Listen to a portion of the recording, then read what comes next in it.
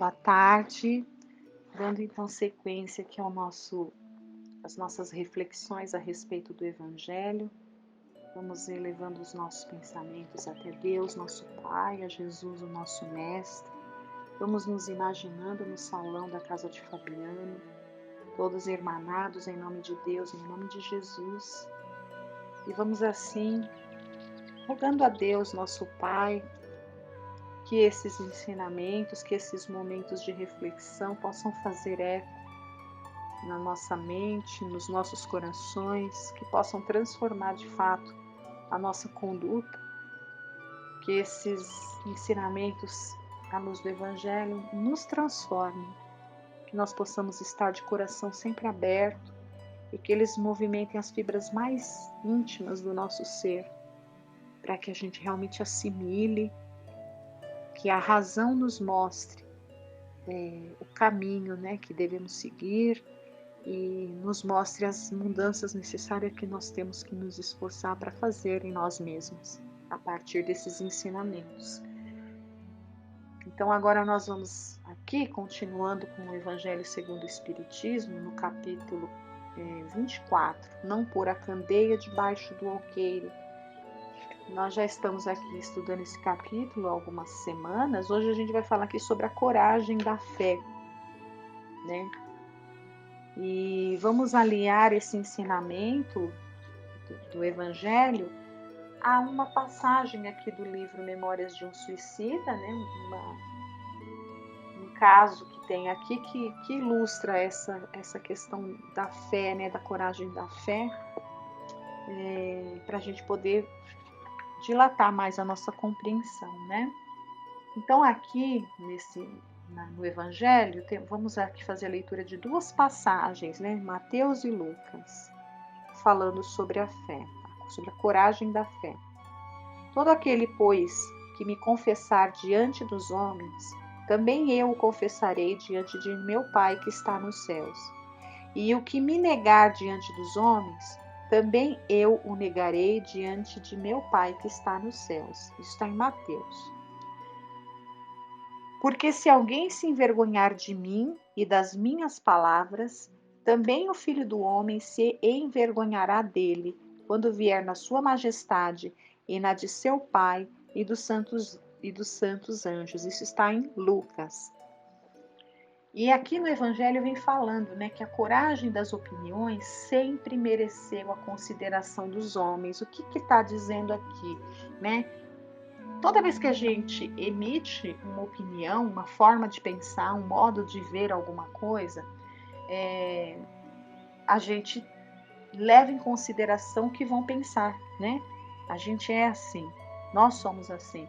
Muitas vezes a gente não tem coragem de se colocar porque a gente fica sem saber exatamente como que vai ser a aceitação das pessoas em relação àquilo que a gente está pensando, né? Um exemplo muito bacana a respeito disso é um exemplo de Pilatos, né? Então, Pilatos, o que ele pensava a respeito de Jesus? Ele não pensava mal de Jesus, pelo contrário, né? Ele sabia lá no fundo do coração dele, ele sabia que era um homem justo, ele teve sinais, a mulher dele teve um sonho, enfim, né? Ele sentiu, vendo, estando próximo ali do Cristo, porém, os interesses materiais dele, né? Para os interesses materiais dele, não convinha ele proclamar, vamos dizer ali, a inocência do Cristo, dizer, não vejo, né? Assim, não concordo, né? Não concordo com a punição, enfim. Não que a opinião dele, não que uma atitude nesse sentido dele fosse mudar o rumo das coisas, né? As coisas aconteceram como teria que acontecer. Não ia mudar o destino do Cristo que já estava traçado, né? Mas a situação dele, do Pilatos, né, a situação dele espiritual para a posteridade, com certeza mudaria muito, né? Se ele tivesse agido da forma correta. porém a forma correta ia contra os seus interesses pessoais. Então é basicamente isso que Jesus está dizendo aqui, né? Aquele que me confessar diante dos homens, também eu confessarei diante do meu Pai. Quer dizer, então aquele que não tiver vergonha de assumir o Cristo e de seguir os ensinamentos do Cristo e de fazer aquilo que o Cristo ensina, né? Porque ele ensina, porque ele é o caminho, a verdade e a vida, e ninguém vai ao Pai senão através dele, ou seja, senão através dos ensinamentos dele, né? Então, todo aquele que não tiver vergonha de fazer isso, com certeza o Cristo estará ali com ele, né? Enfim, irá confessá-lo diante do Pai, ou seja, irá bem recomendá-lo para o Pai. Porém, aquele que não faz isso, não faz por algum motivo. Geralmente não faz, como no caso de Pilatos, porque aquilo vai contra algum interesse material, algum julgamento. A gente dá muito valor à opinião dos outros, né? E aí a gente muitas vezes deixa de fazer o certo. A gente vive num mundo hoje em dia em que às vezes as pessoas, nós temos, vamos dizer, uma certa vergonha de dizer que temos uma religião, né, que seguimos uma religião, por medo de ser taxado como uma pessoa quadrada, uma pessoa antiquada, uma pessoa fanática, não é? Às vezes a gente tem vergonha disso. E não devemos ter, porque nós sabemos que estamos tentando, né? Porque o que é seguir uma religião? Pelo menos deveria ser. Seguir uma religião não é levantar uma bandeira. Seguir uma religião é estar reunido num grupo de pessoas com o mesmo objetivo de se transformar para melhor. Não é? Deveria ser esse, pelo menos o objetivo de seguir uma religião, né? É se congregar num grupo de pessoas com os mesmos objetivos de se melhorar, de caminhar para Deus. Isso deveria ser o verdadeiro sentido de seguir a uma religião, seja ela qual for, e não o fato simples de levantar uma bandeira e dizer ali de uma maneira até meio que hipócrita, eu sou de tal religião, como se isso fosse nos garantir uma condição futura, né, na vida espiritual boa, porque a gente sabe que não é fora da igreja que há salvação, né, é fora da caridade fora da caridade que não há salvação, e não fora da igreja. Não é a igreja que vai não é a nossa religião, não é o rótulo, né, que vai nos garantir, e sim as nossas obras, os nossos atos, a nossa transformação moral. Isso sim é que vai garantir para a gente lá na frente a certeza de um futuro melhor, né? Então essa certeza de um futuro melhor é a fé. Então a pessoa que tem fé é aquela pessoa que sabe exatamente o que vai aguardar lá na frente conforme ela esteja agindo aqui, né? Então, se a gente sabe que o futuro vai ser melhor, dependendo da caminhada que eu começar a traçar a partir de agora aqui, né? Eu preciso ter coragem, porque eu vou encontrar empecilhos aí nessa minha caminhada. Um outro exemplo bacana que a gente vê muito nos dias de hoje, assim, para entender essa coisa da coragem da fé, muitas vezes é com relação à juventude, né? Então, e isso não é de agora, tá? Isso é desde sempre. A juventude muitas vezes tem uma tendência a achar que a religião, né, a vida religiosa, a transformação moral, né, viver uma vida com vistas ali à moralidade, à espiritualização, cuidar da parte espiritual, vamos dizer assim, é uma coisa para careta, é quadrado, é ultrapassado, é coisa de velho, não é? E fica muitas vezes envergonhado, né? Um jovem muitas vezes acha que a religião é tudo isso, né? Fica com vergonha de dizer para os colegas, por exemplo, que participa de um grupo, que participa de um grupo de jovens, de uma mocidade, né?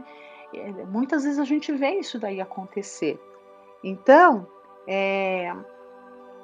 O que acontece? A gente tem que ensinar para os nossos jovens, né, a ter a coragem, que não, isso faz parte da vida. A gente tem que, a nossa vida é feita de departamentos. Sim, tem o departamento ali das coisas materiais que tem que cuidar, uma vida saudável. O que é uma vida saudável? É dividir a vida em departamentos ali, né, com equilíbrio e cuidar desses departamentos ali, de todos esses departamentos. Então, eu tenho que cuidar da minha saúde, eu tenho que cuidar da minha evolução material, né, no sentido do trabalho. Então, eu vou trabalhar, eu vou estudar, eu também vou cuidar da minha vida espiritual, eu vou fazer boas ações, não é? Então, a gente vai dividindo a vida em pequenos departamentos e vai tentando fazer da melhor forma possível, atendendo a todos os campos. Mas o que a gente vê é um desequilíbrio. Muitas vezes a gente se perde muito querendo dar conta só das coisas materiais, né, do dia a dia, enfim, e acaba esquecendo de cuidar ali dessa outra parte, de destinar um tempo ali para uma meditação, de destinar um tempo para uma leitura edificante, de destinar um tempo para se congregar numa religião, né, de dedicar um tempo para poder fazer o bem, fazer um trabalho voluntário, fazer qualquer coisa que seja. Então, quando muitas vezes falando dos jovens, ou até mesmo de nós que somos adultos, né, quando arrumam um momento para tentar fazer isso, fica meio com medo do que vão pensar, né? Será que vão pensar que eu sou careta? Será que, né, vou ficar com vergonha de falar para os meus amigos que eu passei uma tarde de sábado lá com os jovens da mocidade? Ou se não, né, como é que eu vou falar para os meus amigos que eu não vou sair no sábado à noite com o pessoal porque eu vou fazer o evangelho na minha casa? Como é que eu vou falar para o pessoal que me convidou para um happy hour na sexta-feira que não vai dar porque eu vou na casa de Fabiano?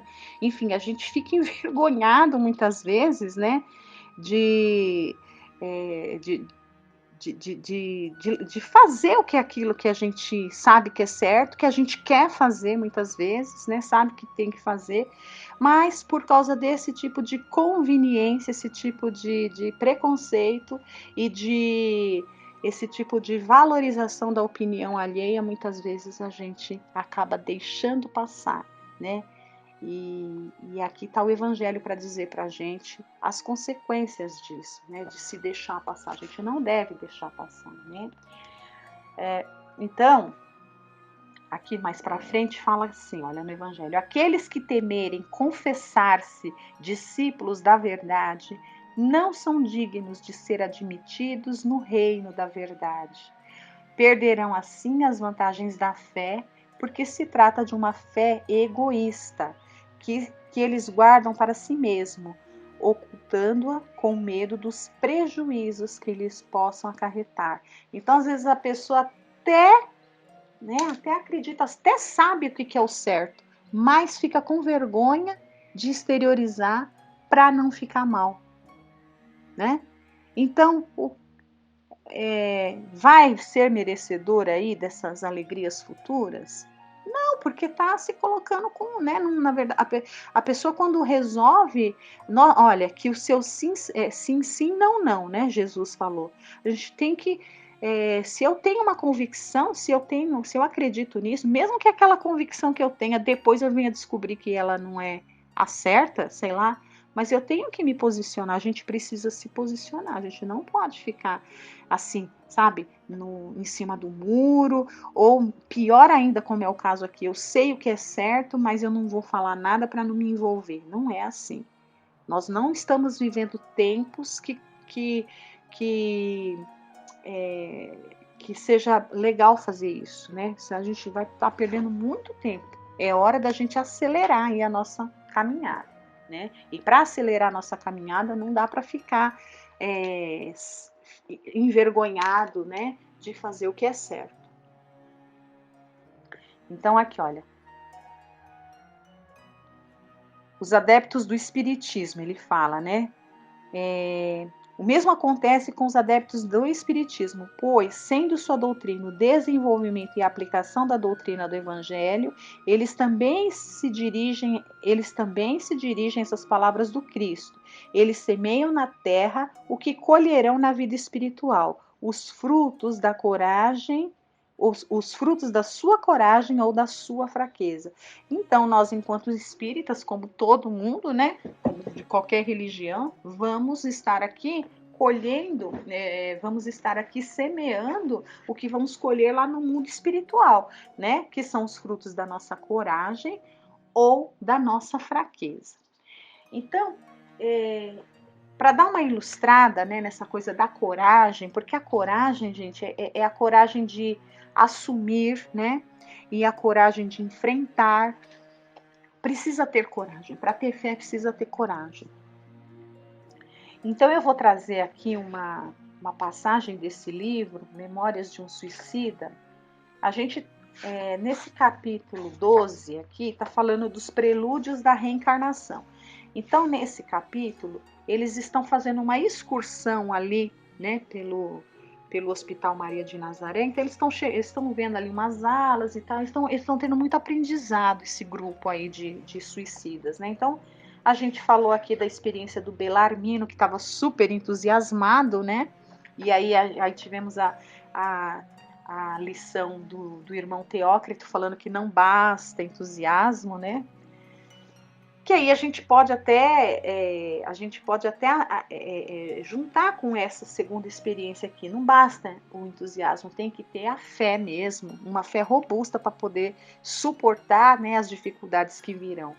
Mas eu quero trazer para hoje, não dá para falar a história inteira, mas rapidamente, né, o pedido, o momento ali, vamos dizer, que a mente se abriu, né? O momento que a mente se abriu ali do Sobral, do Mário Sobral. O Mário Sobral foi um daqueles rapazes do grupo lá de suicidas. Ele cometeu suicídio, e antes dele ter cometido esse ato, ele matou uma pessoa, uma mulher que ele amava, né? Teve algum problema lá de ordem sentimental, né?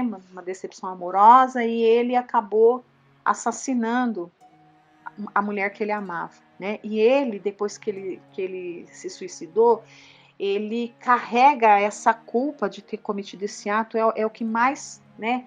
Somado ao sofrimento do ato do suicídio em si, mais o ato do homicídio, né, que ele havia cometido. Então ele sofre demais com essa culpa, com esse remorso.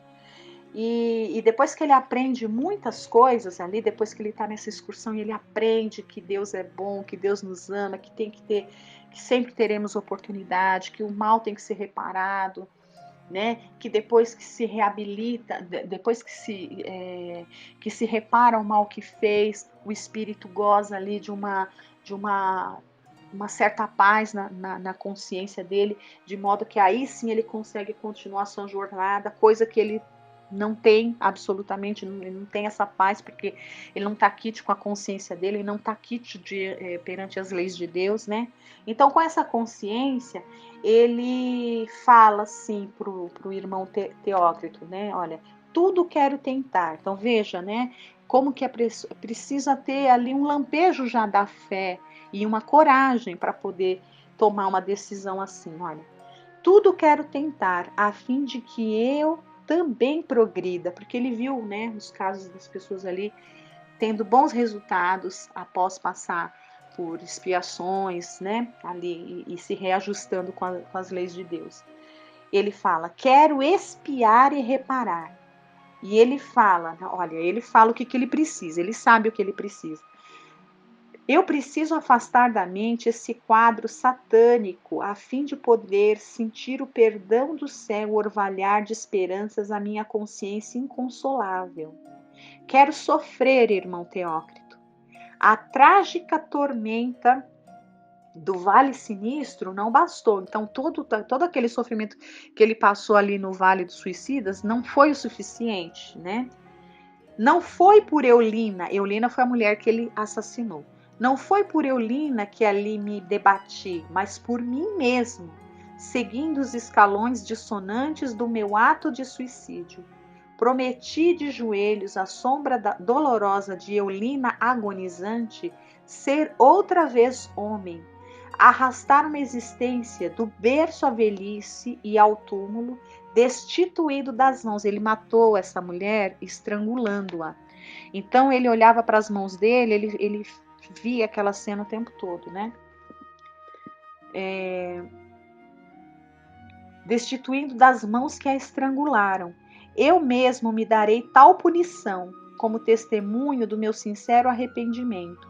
Não é o Senhor Deus que me impõe, não é a lei que me exige, sou eu que voluntariamente suplico ao Pai todo de misericórdia que me conceda supremo reconforto à minha desventura de trânsfuga da lei de amor ao próximo, como supremo ensejo de reabilitação em meu próprio conceito, já que a morte é quimera a iludir os infaustos que se arrojam pelas brenhas do suicídio. Sim, passarei sem as mãos que serviram para assassinar uma pobre mulher indefesa, que se volte contra mim o crime cometido contra Eulina, e que eu me veja tão indefeso, destituído das mãos, como Eulina destituída de forças naquela noite abominável, acometida de surpresa ante a minha ferocidade. Creio, irmão Teócrito, que somente assim obterei alívio para depois encarar de frente os demais débitos a serem saldados com a ajuda paternal de meu Deus e meu Criador. Então, né, veja que precisa ter muita fé e coragem, né, para fazer uma súplica dessa. E quando chegar aqui também continuar com a mesma fé e a mesma coragem para poder fazer o que é certo e fazer aquele compromisso que assumimos, né? Então a gente encerra por aqui, agradeço a todos a atenção, vamos ficar agora com a segunda parte, Livro dos Espíritos. Uma boa semana a todos.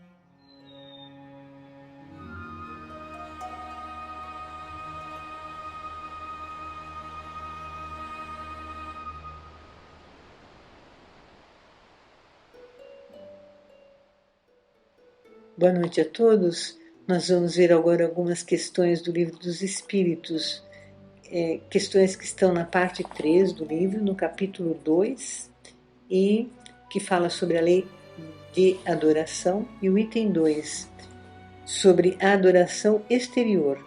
Questão 654. Deus tem preferência pelos que o adoram desta ou daquela maneira? Resposta.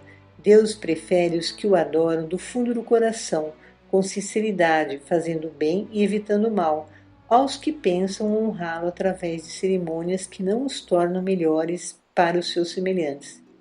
Todos os homens são irmãos e filhos do mesmo Deus, que chama para ele todos os que seguem as suas leis, qualquer que seja a forma pela qual se exprimam. Aquele que só tem a aparência da piedade é um hipócrita. Aquele para quem a adoração é apenas um fingimento e está em contradição com a própria conduta, dá um mau exemplo. Aquele que se vangloria de adorar o Cristo, mas é orgulhoso, invejoso e ciumento, que é duro e implacável para com os outros, ou ambicioso de bens mundanos, eu vos declaro que só tem a religião nos lábios e não no coração. Deus, que tudo vê, dirá: aquele que conhece a verdade é 100 vezes mais culpável do mal que faz do que o selvagem ignorante e será tratado de maneira consequente no dia do juízo. Se um cego vos derruba ao passar, vós o desculpais e com razão. Não pergunteis, pois, se há uma forma de adoração mais conveniente, porque isso seria perguntar se é mais agradável a Deus ser adorado numa língua do que em outra. Digo-vos ainda uma vez, os cânticos não chegam a ele senão pela porta do coração. Então vemos que a sinceridade nas orações e a fidelidade a Deus é que importa. Nosso Criador nos conhece intimamente e sabe quando oramos com sinceridade ou não, e sabe o que é melhor para nós. No Evangelho segundo o Espiritismo, no capítulo 28, no item 1, podemos ler: os espíritos hão dito sempre: a forma nada vale, o pensamento é tudo. Ore, pois, cada um segundo suas convicções e da maneira que mais o toque. Um bom pensamento vale mais do que grande número de palavras com os quais nada tenha o coração. Então vemos que apenas é sincero em suas orações aquele que realmente tem fé e confiança em Deus. Questão 655. É reprovável praticar uma religião na qual não se acredita de coração quando se faz isso por respeito humano e para não escandalizar os que pensam de outra maneira? Resposta: a intenção, nisso como em tantas outras coisas, é a regra. Aquele que não tem em vista senão respeitar as crenças alheias não faz mal, faz melhor do que aquele que as ridicularizasse, porque esse faltaria com a caridade. Mas quem a praticar por interesse ou por ambição é desprezível aos olhos de Deus e dos homens. Deus não pode agradar-se daqueles que só demonstram humildade perante Ele para provocar a aprovação dos homens. A intenção é levada em conta primeiramente. Aquele que segue uma religião para respeitar a crença desta ou daquela pessoa está agindo melhor do que aquele que despreza a religião de alguém. A fé em Deus e a procura na comunhão com Ele é muito significativa para a renovação dos nossos pensamentos, sentimentos e de nossas ações, consequentemente. Porém, quando frequentamos uma religião por convicção aos seus princípios, temos mais facilidade para fortalecer a nossa fé em Deus e na vida eterna. Questão 656. A adoração em comum é preferível à adoração individual? Resposta: os homens reunidos por uma comunhão de pensamentos e sentimentos têm maior força para atrair os bons espíritos. Acontece o mesmo quando se reúnem para adorar a Deus? Mas não penseis por isso que a adoração em particular seja menos boa, pois cada um pode adorar a Deus pensando nele. No Evangelho segundo o Espiritismo, no capítulo 28, no item 4, tem um versículo de Mateus: em qualquer lugar em que se encontrem 2 ou 3 pessoas reunidas em meu nome, aí estarei no meio deles. Está no capítulo 18, no versículo 20. Logo em seguida, no item 5, está escrito: estar reunidos em nome de Jesus não quer dizer que basta estar reunidos materialmente, mas de o estar espiritualmente, pela comunhão de intenções e de pensamentos para o bem. Então Jesus se encontra no meio desta assembleia, ele ou os espíritos puros que os representam. Então, quando Jesus não está presente nessa reunião, espíritos puros poderão estar ali. Um pouco mais adiante desse texto está escrito no 3º parágrafo: isto não implica que esteja surdo à voz de uma pessoa só, se ele nos disse: eu virei para todo aquele que me chamar. Quer dizer, Jesus está presente naqueles que oram em conjunto e aqueles que também oram individualmente, desde que estejam reunidos, aqueles que estão reunidos estejam unidos na oração, na fé, e aquele que está sozinho também esteja orando com sinceridade. O item 3, agora, deste mesmo capítulo, o título é Vida Contemplativa. Questão 657. Os homens que se entregam à vida contemplativa, não fazendo nenhum mal e só pensando em Deus, têm algum mérito aos seus olhos? Resposta: não, pois se não fazem o mal, também não fazem o bem, e são inúteis. Aliás, não fazer o bem já é um mal. Deus quer que se pense nele, mas não que se pense apenas nele, pois deu ao homem deveres a serem cumpridos na terra. Aquele que se consome na meditação e na contemplação nada faz de meritório aos olhos de Deus, porque sua vida é toda pessoal e inútil para a humanidade. Deus lhe pedirá contas do bem que não tenha feito. Então, Deus conta com os seus filhos para as realizações aqui na terra. Assim, uns auxiliam os outros com as responsabilidades que cada um assume e também conta com o auxílio que cada um pode prestar aos que necessitam. É no convívio com os outros semelhantes que aprendemos e ensinamos, e com isso todos evoluímos. Qualquer prática que promova o isolamento das pessoas prejudica o progresso espiritual. Agora vamos ver o item 4, que fala sobre a prece. Questão 658. A prece é agradável a Deus? Resposta. A prece é sempre agradável a Deus, quando ditada pelo coração, porque a intenção é tudo para Ele. A prece do coração é preferível à que podes ler, porque, mais bela que seja, se a leres mais com os lábios do que com o pensamento. A prece é agradável a Deus quando é proferida com fé, com fervor e sinceridade. Não creias, pois, que Deus seja tocado pelo homem vão, orgulhoso e egoísta, a menos que a sua prece represente um ato de sincero arrependimento e de verdadeira humildade. No capítulo 28 do Evangelho segundo o Espiritismo, no item 1, nós podemos ler: a forma não é nada, o pensamento é tudo. Orai, cada um, segundo as vossas convicções e o modo que mais vos toca. Um bom pensamento vale mais que numerosas palavras estranhas ao coração. E no quinto parágrafo deste mesmo item, podemos ler: o Espiritismo reconhece como boas as preces de todos os cultos, quando são ditadas pelo coração e não pelos lábios.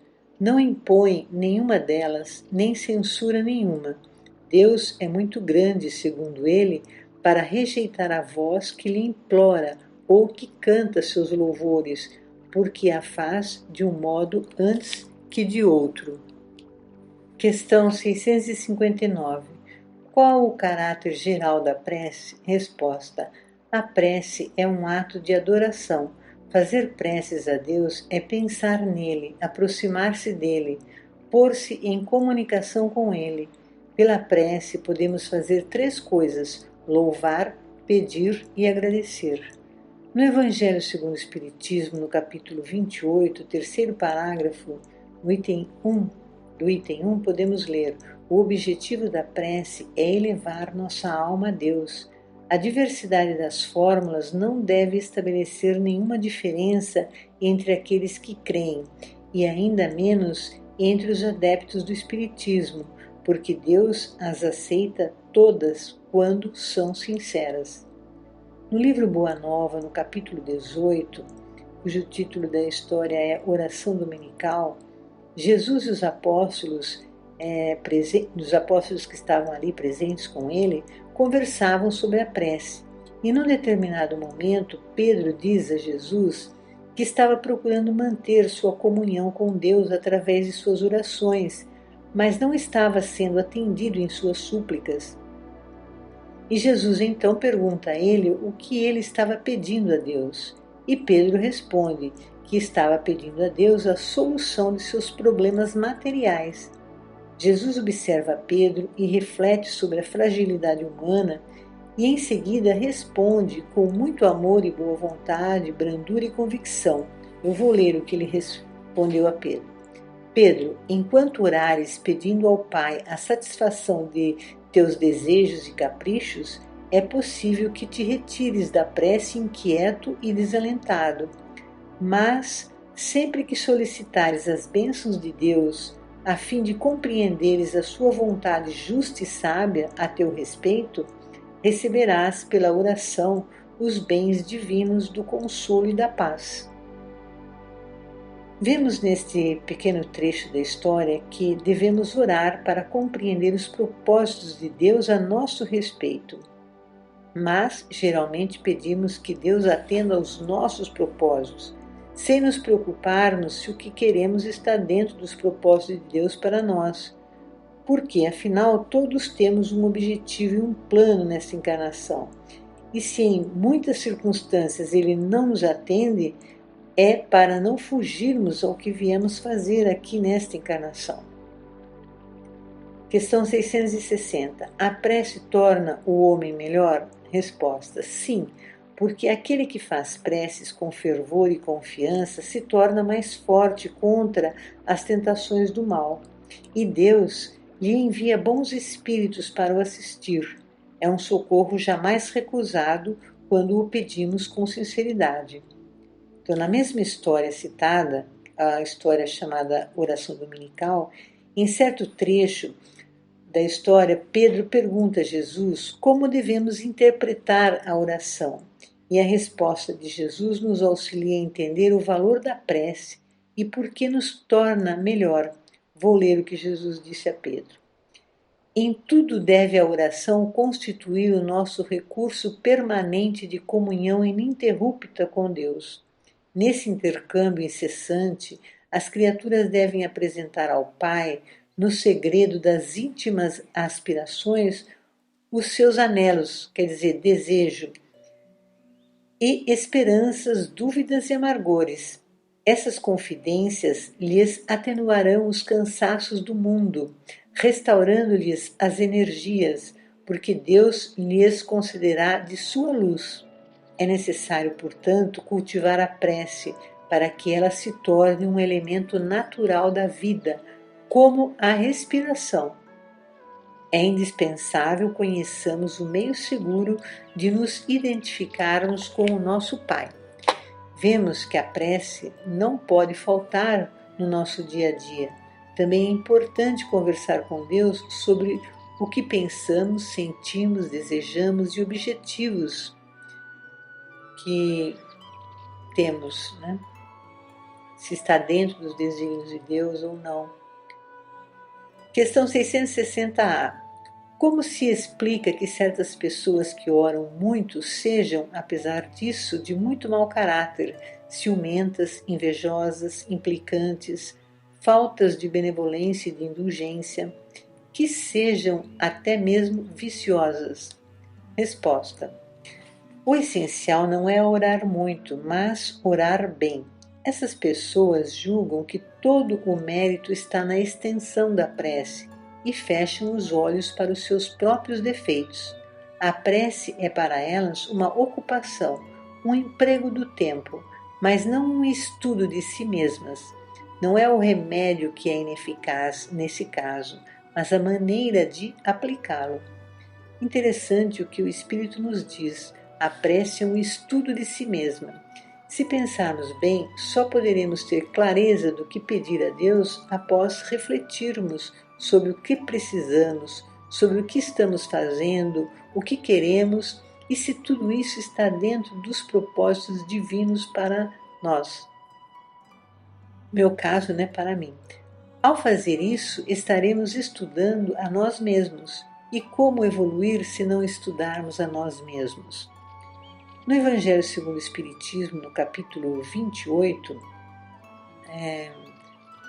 no 5º parágrafo, podemos ler: uma condição essencial da prece, segundo São Paulo, é de ser inteligível, a fim de que possa falar ao nosso espírito. Por isso, não basta que ela seja dita numa língua compreendida daquele que ora.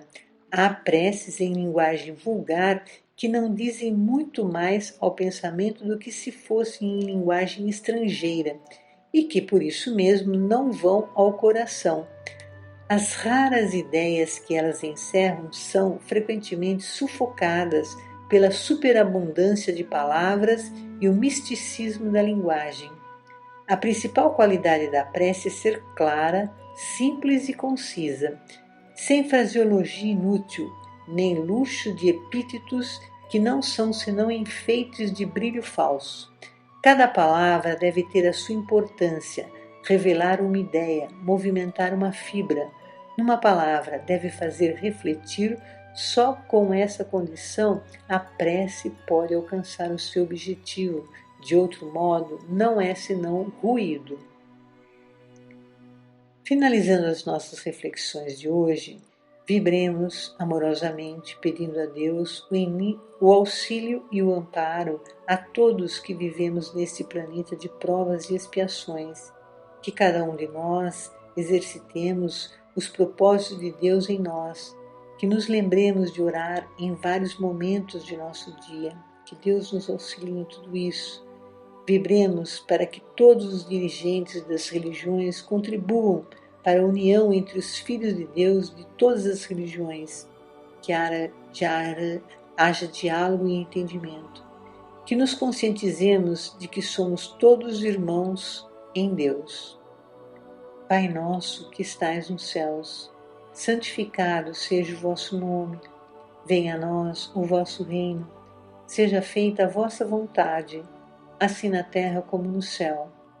O pão nosso de cada dia dai-nos hoje. Perdoai as nossas dívidas, assim como perdoarmos os nossos devedores. E não nos deixeis cair em tentações, mas livra-nos, Senhor, de todo mal. Que assim seja.